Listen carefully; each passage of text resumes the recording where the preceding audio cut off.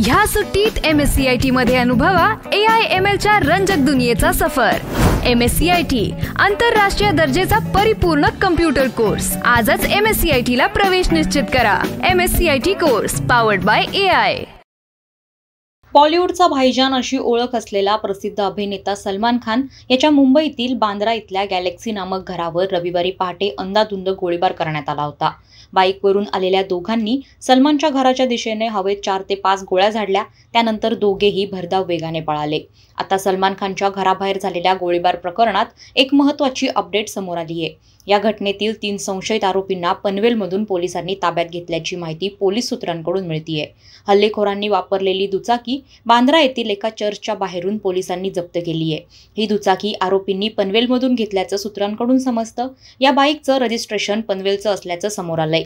ही bike चोरीची असण्याचीही शक्यता पोलिसांनी वर्तवली आहे। जप्त केलेल्या दुचाकीचा तपास फॉरेन्सिक टीम करतेय। यासह सलमान खानच्या घरात एक गोळी सापडली असून त्याचाही तपास सुरू आहे।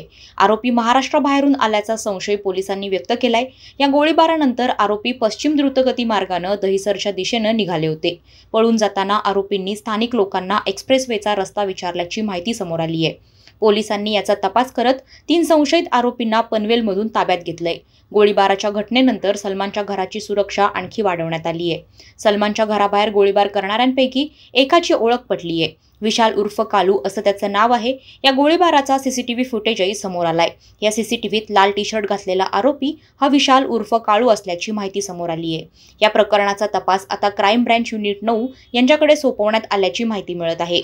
या गोळीबारानंतर काही तासातच या हल्ल्याची जबाबदारी बिश्नोई गँगनं स्वीकारली आहे। अनमोल बिश्नोई यानं फेसबुक पोस्टवरून ह्या गोळीबाराची जबाबदारी स्वीकारली आहे। पोस्टमध्ये सलमान खान, आम्ही तुला हा फक्त एक ट्रेलर दाखवलाय।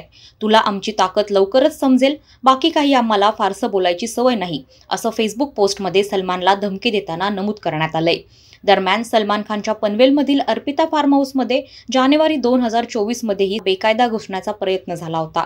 तारा तोडून सलमानच्या फार्म हाऊसमध्ये घुसण्याच्या प्रयत्नात असलेल्या 2 तरुणांना सुरक्षा रक्षकांनी पकडून पनवेल पोलिसांच्या ताब्यात दिलं होतं। या दोघांकडे बनावट आधार कार्डही सापडलं होतं। वादळवारा लाईव्हसाठी न्यूज ब्युरो, पनवेल। नवी मुंबई व रायगड जिल्ह्यातील ताज्या बातम्या आणि घडामोडींसाठी सबस्क्राईब करा वादळवारा लाईव्ह चॅनल आणि दाबा बेल आयकॉन।